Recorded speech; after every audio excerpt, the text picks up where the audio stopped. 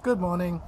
When I'm working with CEOs, business executives, and trying to devise strategy, often the first port of call is margin versus volume. Well, there's another way of dealing with strategy and achieving outstanding success. Come inside and we'll have a chat about it.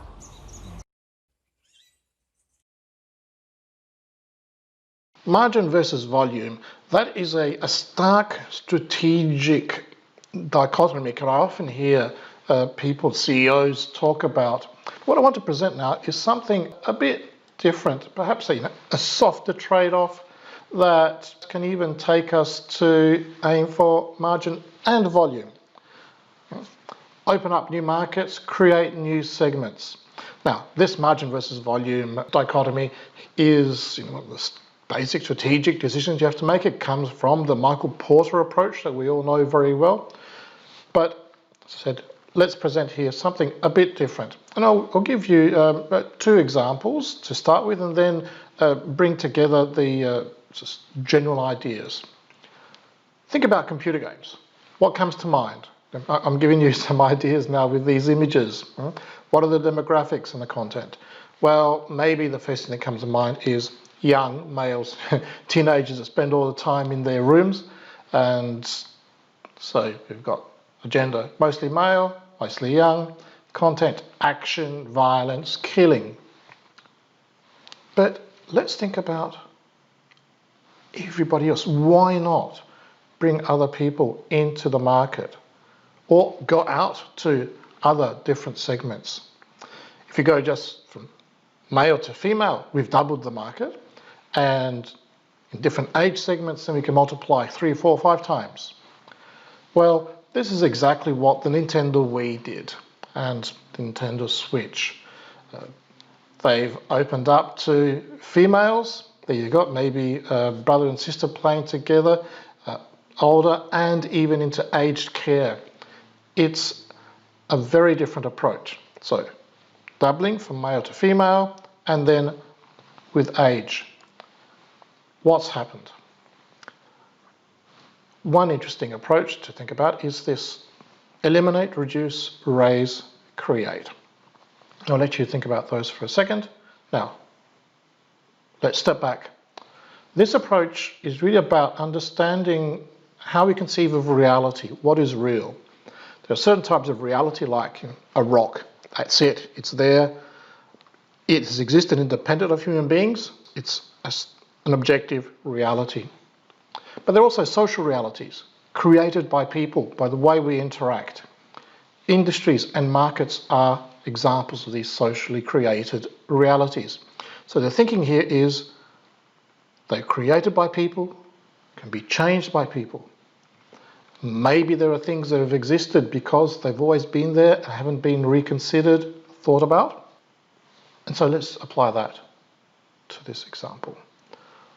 What might be features of a product offering that have always been there and are not questioned, but maybe are no longer relevant and in fact are destroying value? Think about animals. We don't like to see animals in cages anymore. We don't like seeing them being made to do tricks for us. Guess what? Cirque du Soleil, a brilliant example of this approach. It eliminated animals. What are the things that maybe still are relevant but not so important, or maybe never really were so important, but for historical reasons were in the offering? Dial them down significantly. In terms of computer games, what did we eliminate or reduce? A lot of this high-tech thing wasn't so important to the types of markets, types of people that the Nintendo Wii appealed to. But we raised significantly the personal social contact. Remember that image of the young teenage boy in his room, spends hours there locked up? Well, maybe opening up to females, we want more social interaction, better communication. What do we create? Something that's family friendly. Had an image of perhaps brother and sister playing together, husband and wife together, young people and elderly, and it's active fun.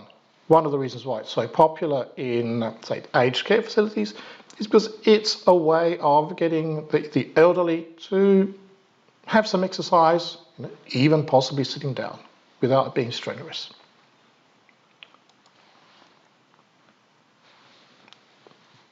The first two, eliminate, reduce, are cost reduction, or have the effect of reducing costs in the way we produce and offer the product to the marketplace. The others, raise and create, are adding value to the marketplace. So you can go for volume through the value creation and have good margin by reducing the costs. The two are not necessarily inconsistent with each other. Now let's go through a similar exercise for the hotel market. Think about professionals, mobile people. Whenever I ask professionals, executives, what's the one or two most important things for you in the hotel? First thing comes up is the bed, mattress. Then typically the shower, sometimes broadband, and a few other features. So perhaps if we were applying this approach, we could substantially improve the quality of the bedding in the shower, make sure they're top notch. But what things are not so important? No one mentions a concierge to us. Is a concierge important to you? Not so much. We can do lots of searching on the internet. Is it relevant for you to have someone take your bags to your room? People don't want that. It's not so important. Is it relevant, important that your hotel has a restaurant? Typically not. So maybe these are things that we can reduce or eliminate. Eliminate concierge bill by restaurant. Raise the quality of the bedding in the shower. Prime location. I don't hear that being mentioned so much, but maybe it's obvious that you want to be somewhere near, maybe where you're having your business meetings, or the central parts of cities, the historical parts of cities that you want to visit.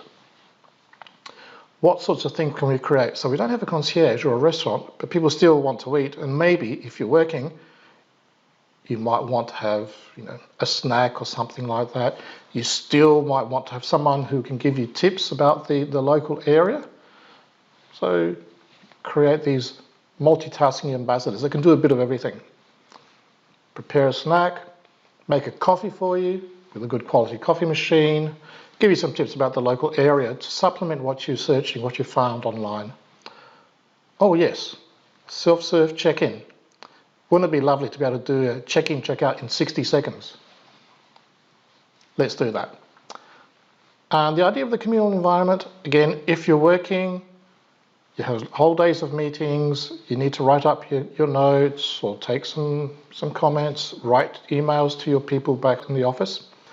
Maybe being stuck in the room isn't so attractive, and having an area where there are other people with high quality broadband can be useful. And finally, reduce, the price. If you've got these 5-star features, maybe you can reduce the price to get people to go there. Room sizes. That's also something that's not so important, to have a big room, especially if you want to spend some time in a communal area, which is inviting and has other people around it. You can still do your internet searching. And so the different types of rooms isn't so important often. Well, this place exists. It's the Citizen M hotels. M for mobile. Mobile people, professionals that travel a lot pre-COVID and maybe again post-COVID for work, and also who maybe enjoy having holidays. And I'll give you a second to read what it says here. Choose a hotel that's 400 meters from here and 1,000,000 miles from the Hilton. 1,000,000 miles from the Hilton. It's not stuffy like the Hilton, like these 5-star places. 400 meters from here is just a few minutes walk. So a good location without the stuffiness, without the things that are perhaps intimidating or are of no real value to you, but add a lot of cost to the accommodation. And here are some images from Citizen M. There's a room in Paris near La Défense. The image in the center up the top is one from a communal area. It's colourful, lots of some plants. There's a cafe there, and different types of seating for people to work in different situations. Now, the one at the bottom, the image of the bottom right-hand corner is interesting. They're the rooms. They are modular. They're all the same. So that is the element where they reduce the size and the types of rooms, and they're easy to construct. They're just piled one on top of each other and clearly, of course, put together nicely. This general approach is called blue ocean strategy. Why blue ocean? Because these two images, these two cases, instead of going and fighting for existing markets and creating a red ocean of blood, where everyone's going for the same customers, the same type of activity, we're going to a completely new area, blue ocean. Now, it's easy, right? Eliminate, reduce, raise, create. Easy to intellectualize. However, the reality is that people and humanness are more complicated. These approaches can be big changes, can be risky. Most people don't like risk, or it's intimidating, it's difficult. One of my MBA professors used to say, I remember very, very well, forever, only a wet baby cries for change. So we need to make sure that whatever we're offering, whatever we're proposing, as leaders, as CEOs, as section heads, unit heads, to our staff, to our people, is something that is not too intimidating or is appropriate for the people we've got, or we find the people we've got. So perhaps we can make this a small project, go for a big innovation, but without risking, without gambling the whole organisation. Or perhaps you feel part of a conglomerate or a multinational organisation, business. Perhaps you can have a similar project across markets. Talk to your colleagues. Anyway, so to have this small project, we need perhaps a team. Not perhaps, we do need a team. So choose the right people. Energy, ambition, drive. That's what you're to find. People who are energetic, do things, most importantly, have got ambition. Ambition maybe for their career, but ambition to complete a project, do something that's new, be part of an energetic innovation for the organisation. So energy, ambition and drive in the individuals, a diverse group. Diversity is important because you can have different perspectives, different ways of thinking, so you can have a better way of considering the problem and better solutions. Now, mention leadership. Leadership is extremely important. First of all, because you need to bring your people with you, need to explain the problem to them, the project, but especially in bureaucratic organisations or where there's a risk that your staff do not believe that you're committed, and they think either you're going to change your mind or you're going to be rotated to another job and a new person comes in and the project disappears, your people will ask themselves, why should I bother to put energy into this and work hard for it if it's going to come to nothing? So, the right leadership, you've got to display commitment, get involved, walk the talk, be involved especially in the, say, market research to discover these things that people could be happy to have eliminated, reduced, raised or created. You show your commitment and therefore increase the energy and availability of these people that you've chosen who are clearly useful for these projects. Experimentation. Now there's this misconception that big innovations and entrepreneurs take risks, are risk takers.